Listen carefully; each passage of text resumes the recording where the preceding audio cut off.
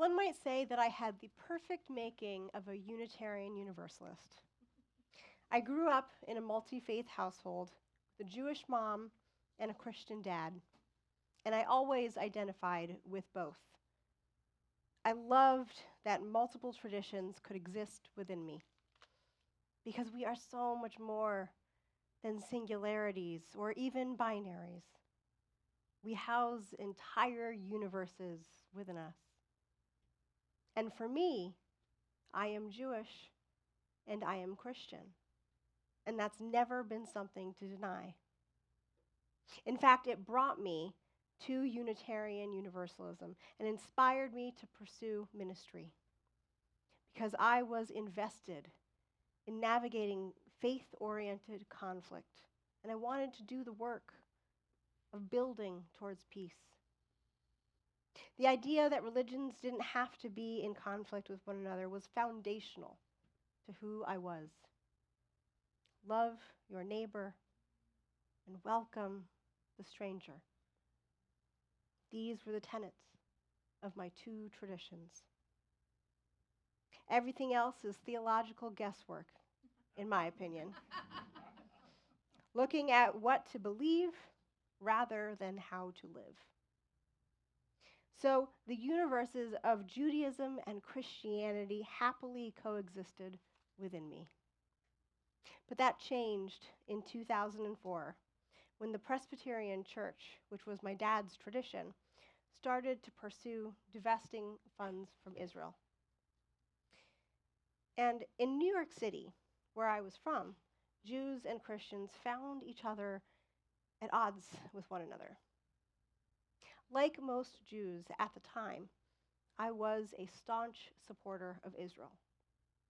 I joined my college Zionist group, and I was adamant that divestment was not the path forward. I certainly disagreed with Israeli policies and wanted to work towards a two-state solution. But overall, I had a huge amount of faith in the moral character of the state of Israel. Because I thought that surely a Jewish state would embody the two phrases that were the center of our tradition: to love your neighbor and welcome the stranger. But that faith was misplaced, because most of us only learned the history of Israel from one side: the unbridled joy of Jews finally having a homeland, with virtually no mention of the Nakba, which was the forced displacement and violent removal of 750,000 Palestinians in 1948. I often look back at this version of myself, knowing my intentions were good, knowing that we defined Zionism very differently than the ultra-right-wing Zionists who currently wield power do. But still, it's awfully hard to admit when you're on the wrong side of justice. And yet, I was. And over 20 years later, the landscape is somehow both so similar and so vastly different. It's been over 2 years now of decimation and famine in Gaza. And we've also watched the subject become an epicenter of fear, hate, and censorship here in America, with progressives and conservatives largely arguing for opposing sides. But even today, Jews aren't a monolith when it comes to Israel-Palestine. Even when it comes to like-minded progressive Jews, there's almost always a huge diversity of opinions about Israel and the ongoing atrocities in Gaza. So it's important for me to say that as someone with a Jewish identity, I don't speak for the Jewish people.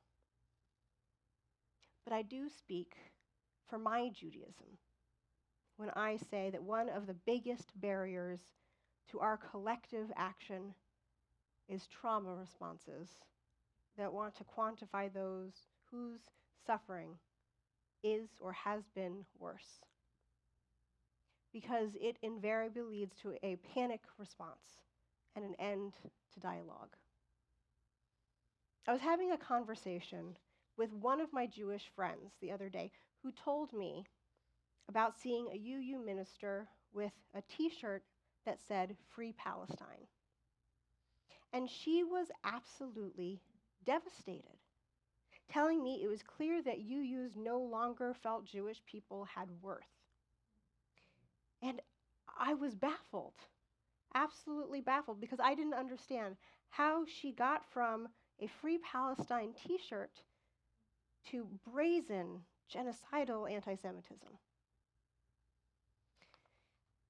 But eventually, it became clear that Free Palestine to her meant destroy Israel.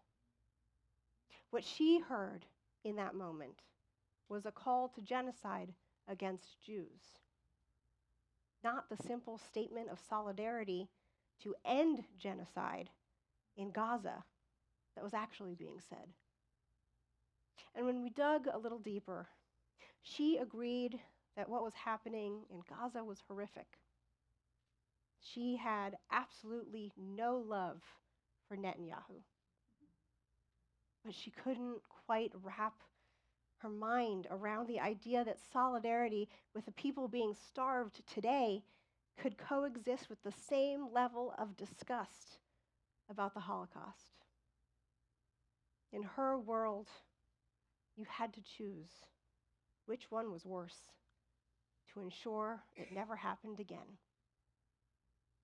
And my heart sank as I listened to this person that I know is deeply empathetic and loving,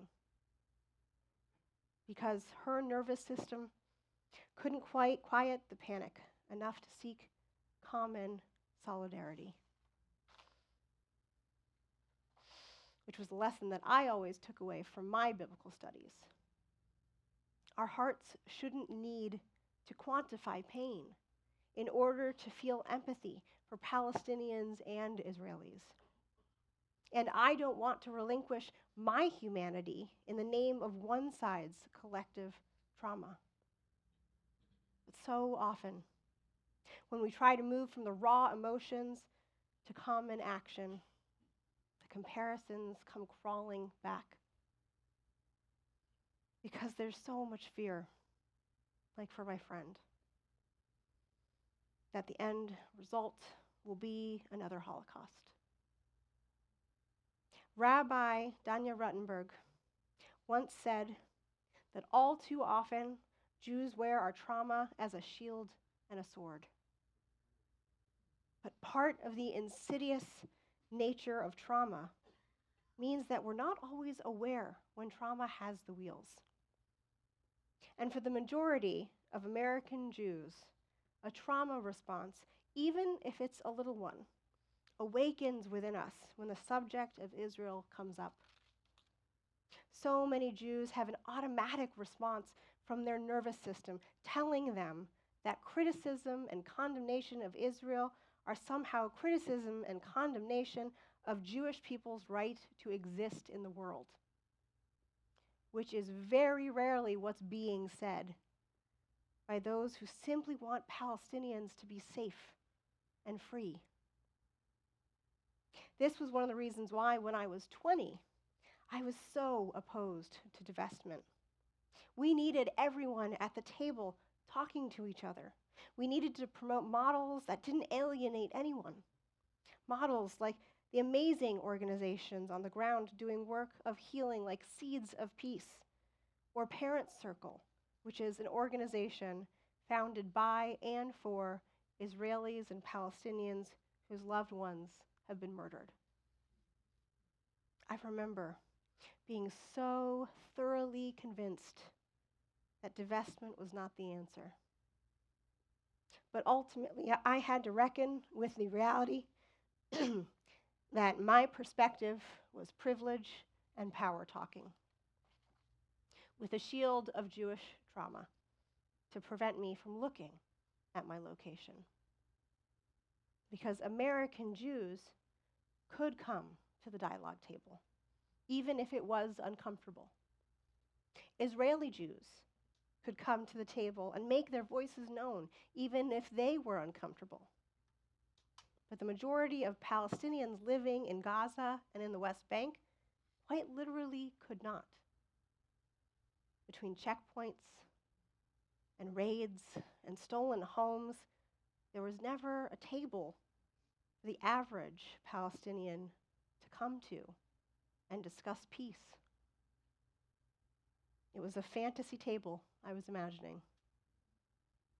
And it took working with kids and young adults from regions of conflict to really understand how trauma had been a shield for me to hide behind.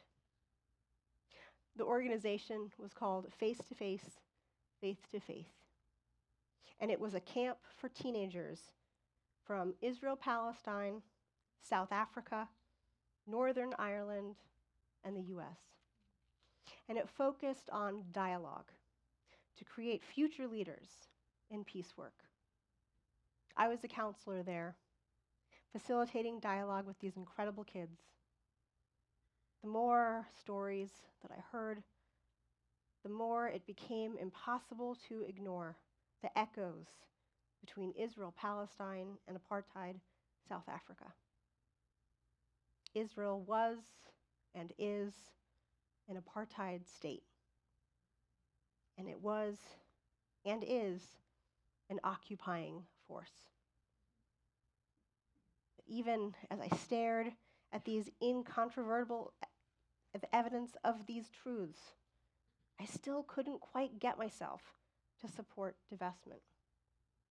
Because I had hung so much of my identity, my Jewish identity, on the idea that investing in peace called for more investment, not less. But my friends in South Africa had a lesson for me there too. Lessons for all of us who struggled so mightily with the idea that divestment would be quote unquote pulling support from Israel. That as sad as it is, money often has more sway than all of our protests combined. And that very fact led to the fall of apartheid in South Africa. Boycotts, divestment, and sanctions. A collective commitment to make apartheid unprofitable toppled the system there, even if extreme wealth discrepancies still persist today. And as important as healing work is, work that's still underway in South Africa, it doesn't replace the need to disempower those who are wantonly using it for oppression and subjugation. When the atrocities began to unfold in Gaza, I realized that there was a newfound call to invest in peace. But this time, I came with the knowledge of apartheid history. This time, I'd been trained within my ministry to know that peace does not exist without accountability. This time, I knew that divestment wasn't withdrawing love from an entire people. It was the act of expressing it for all people and calling those in power to do the same. Because they won't do what's right on their own. And power doesn't relinquish itself. Long ago, after World War II, Jews came up with an agreement of sorts, a phrase of empowerment and self-determination. Never again. But how many genocides have taken place since 1945 that we chose to look away from, as was done to us? When never again refers only to one people, we've missed the point entirely because it defeats the purpose of the phrase. Never again should mean that genocide, mass murder, and subjugation are hard lines never to be crossed by anyone. And it needs to apply to everyone, or in reality, it applies to no one. Never again means decrying terrorism, decrying occupation, and decrying genocide. Love your neighbor and welcome the stranger are the tenets of our faith. So when we say never again, that can't only apply to October 7th. It must also apply to decades of oppression and occupation, years of settler violence in the West Bank, and to the 2 years of atrocities in Gaza. Never again means rejecting apartheid and refusing to enable it. Because taking money away from subjugation and genocide is an act of love, an act of welcome, an act that seeks a true homeland, that loves our neighbor and welcomes the stranger. The now famous Montgomery bus boycott was a perfect example of that here in America. For over a year following the arrest of Rosa Parks, Black men and women boycotted the segregation bus system that forced Black riders to sit in the back and stand upon request. They were pressured into using the bus again with a lot of tactics, including making carpooling illegal. But still, they refused to give their money or their time to the Montgomery Bus Company. And after a lower court, followed by the Supreme Court, declared the practice unconstitutional, they continued to boycott for another month until desegregation was fully implemented. But imagine how much faster integration would have happened if thousands of white patrons had boycotted too. Segregation was America's apartheid. And with the current administration, its return is possible.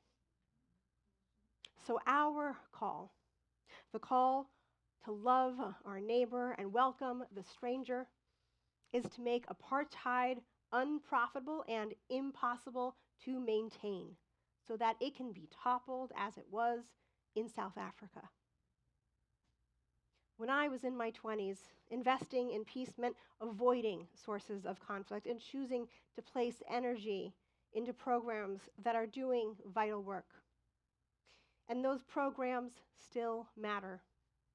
But I was wrong, because I asked nothing of those in power, nothing of the people responsible for decades of occupation and years of genocide. Even if there is technically a ceasefire right now. And the old adage, to afflict the comfortable and comfort the afflicted, my earlier approach sought to comfort the afflicted without afflicting the comfortable. And at the end of the day, that means nothing will change, because power does not relinquish itself. So my invitation to you is to join me in putting down the trauma shield that beckons us to look away, and let love be our true guide towards peace. Because peace is hard work, but true peace refuses to negotiate with apartheid. True peace builds up a new way of relating to the world, an apartheid-free world. And that movement, now with hundreds of faith-based organizations and congregations behind it, is one I'm now proud to call myself a member of. I hope you'll join me in this endeavor, that we may truly love our neighbor and welcome the stranger, because only then will there be peace. Blessed be and amen.